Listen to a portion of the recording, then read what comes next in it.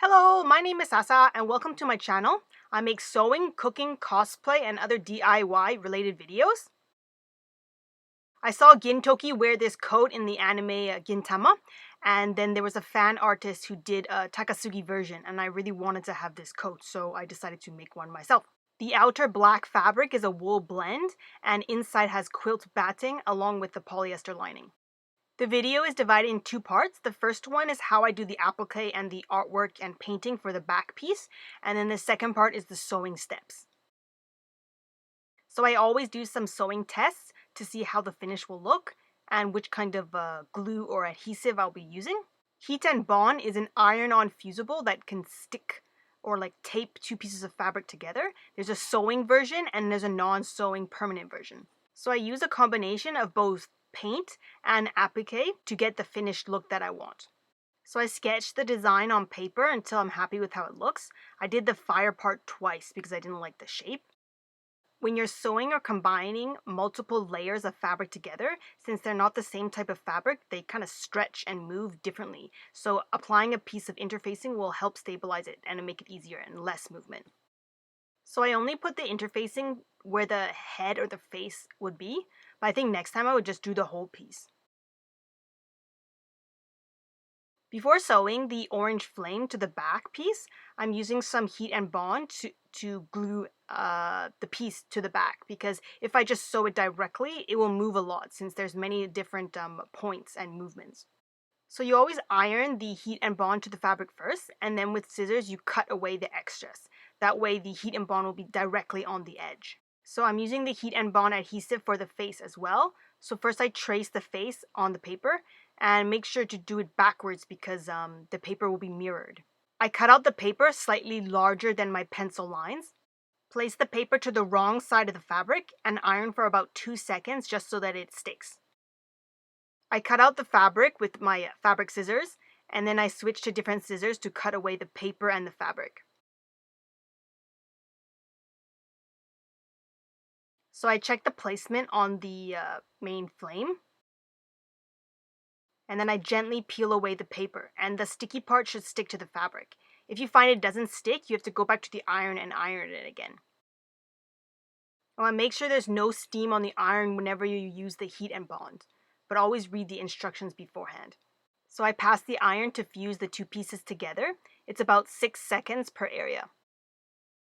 So now I'm ready to attach the flame to the back piece. So I remove the paper bits and I iron that down.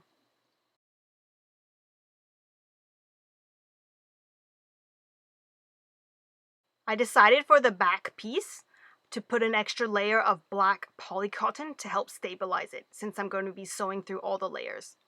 I basted the sides together, and always sew with a tighter fabric on top so there's less movement. So I sew the face down through all the layers. I'm using black thread because later I'm going to be painting the edges black anyways. This scuba fabric doesn't really fray, so I'm just doing a straight stitch, it'll be no problem. The orange fire fabric can fray, so I decided to zigzag all the edges down. I also like the look of the zigzag. For extra security, I'm adding fray stop to the edges of the fire. I'm using heat and bond for the white fans fabric as well. The application procedure is pretty much the same. So I check the placement and then I iron those pieces down. And with my machine, I sew the edges. The pink fabric is also a scuba fabric. For straight lines, I like the look of the sewing machine threads instead of paint. Of course, you can decide which look you like better. So I'm just going to be sewing back and forth on the same line to make the line thicker with the thread.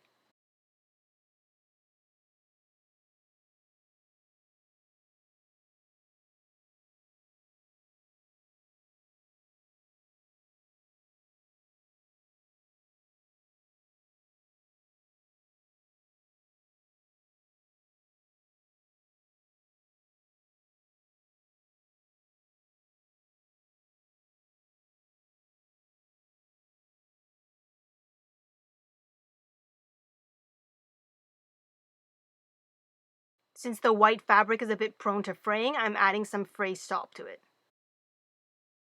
There's so many circle objects in your home, and I'm pretty sure you'll be able to find a right size of circle for any project that you ever use. I use lots of cups and things for circles all the time. So I'm using fabric paint for the red dot. I didn't film it, but I used black fabric paint for the edges of the fan. I also used the black paint for the edges of the face.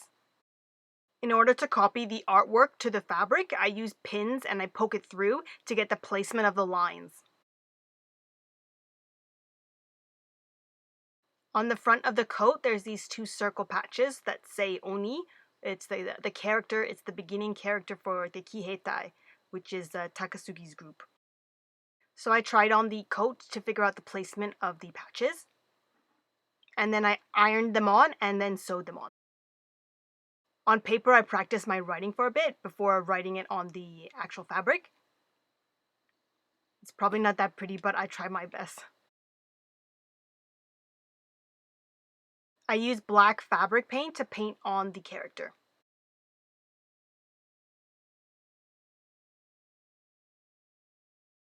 I also painted the edge of the circle.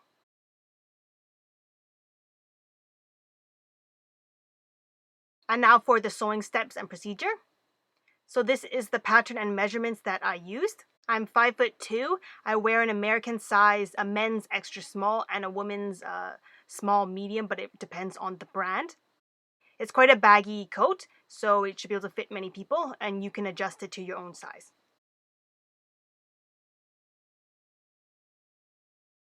So the coat does not overlap in the front. I have some ties for the front to hold it together. However, the front area, you're still going to be cold, so I recommend wearing a scarf.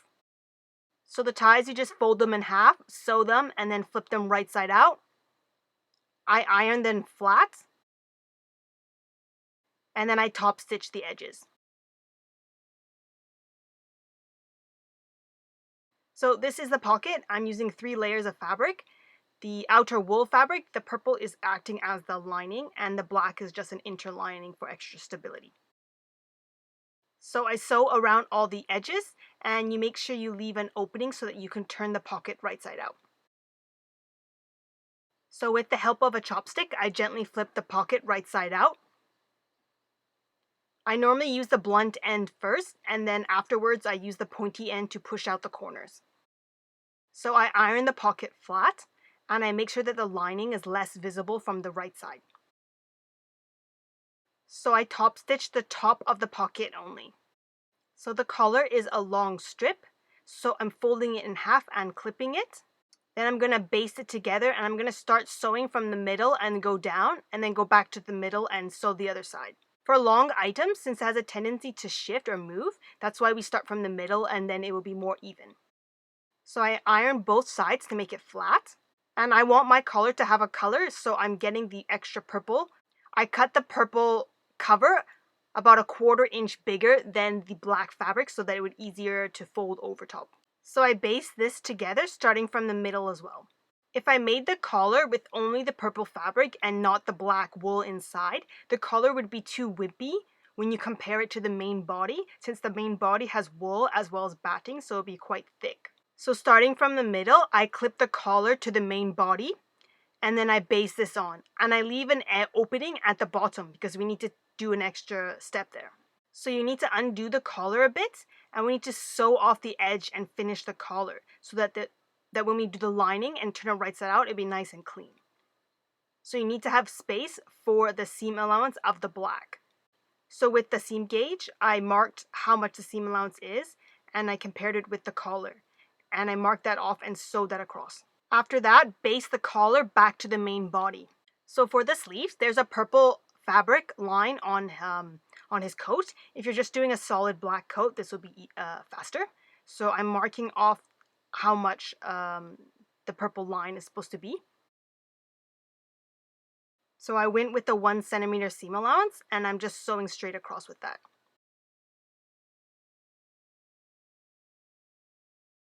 So I ironed the fabric flat, then I fold it over and iron again. And making sure that the fabric is nice and smooth, I pin down the purple fabric, and then I baste the edges to the black fabric.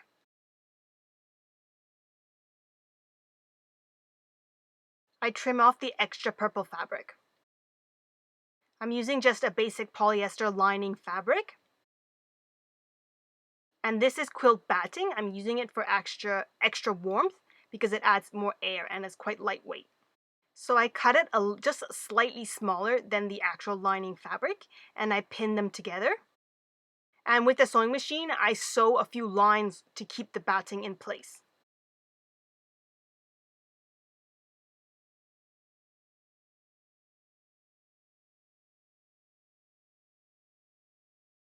So I fold the sleeve in half and I sew across the bottom seam.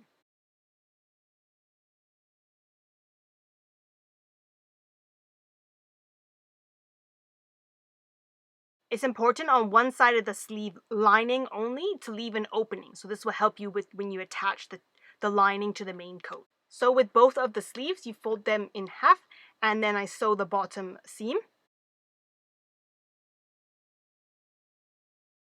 Then I iron it flat and I open it out and I iron it flat again.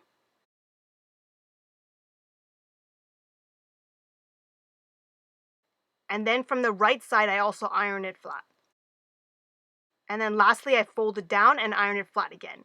Doing all these extra steps of ironing, it makes the final look much cleaner.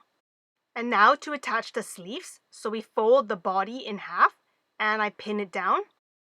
So this is the side seam. And I take the sleeve right side out and I measure how big the sleeve opening we need. And this is very precise, so I always double check it. So now I sew the side seam.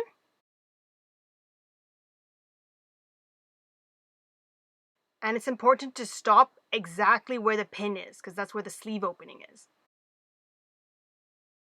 So I iron the side seam and then I take it open and I iron the seam open. And one more time from the right side. So you take the sleeve and the body and you place them together. Make sure it's right sides together and you start clipping or pinning from the armpit seam. If it does not line up perfectly, you're going to have to either undo some stitches on the body or sew a little bit, 1 or 2 stitches more. So I start sewing from the armpit seam and I go all the way around, ending back at the same place.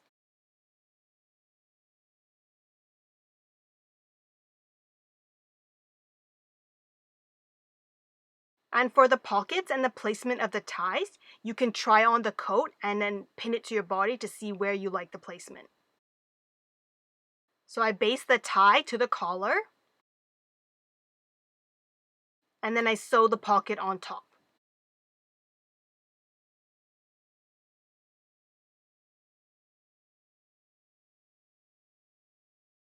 So you sew the sleeves of the lining to the body of the lining in the same way as the outer coat. So now we're ready to attach the lining and the coat together. So place the lining and the main fabric with the right sides together, and we're going to clip the collar edge. So we're going to sew around on the collar edge only.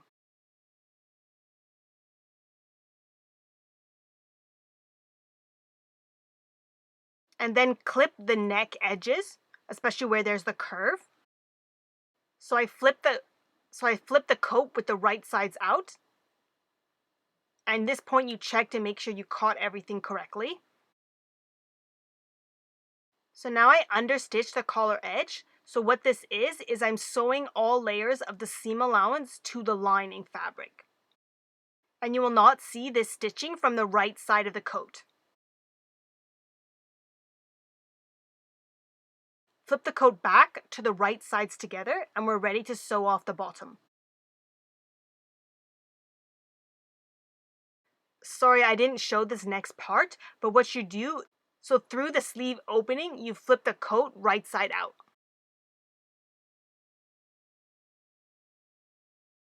So now to finish off the sleeve openings, you're going to take the sleeves and clip or pin the right sides together. And I do this right at where the seam is.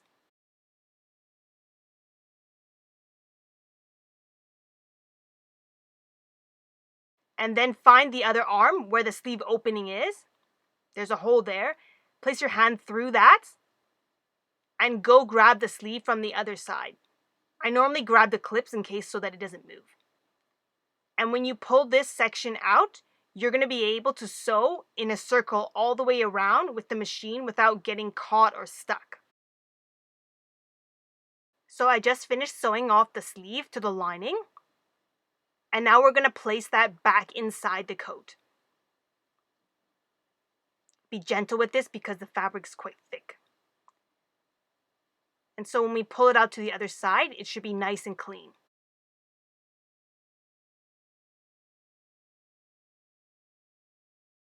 And now to finish off the other sleeve cuff, we do the same.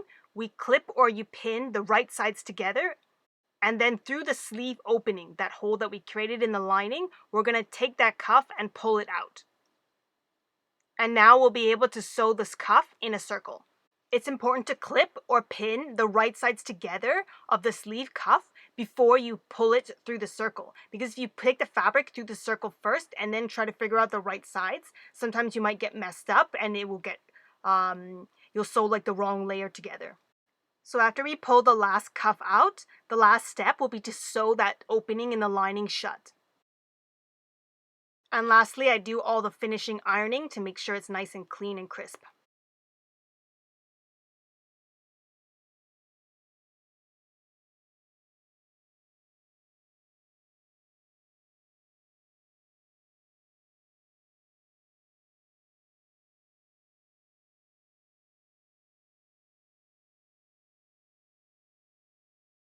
You can leave the ties as they are, but I like the ties to go to the edge of the collar, so I hand stitch them to the edge without going through the top side. If my videos and tutorials helped you create something, please tag me. I would love to see your work. Please check out my channel for playlists on cooking, sewing, cosplay, and other tutorials. You can support me by buying me an online coffee, which is a donation of increments by $3, or you can buy anything from my Etsy shop. It's all handmade by me. I really appreciate your support. Thank you so much. I hope you have fun with your projects. Bye bye!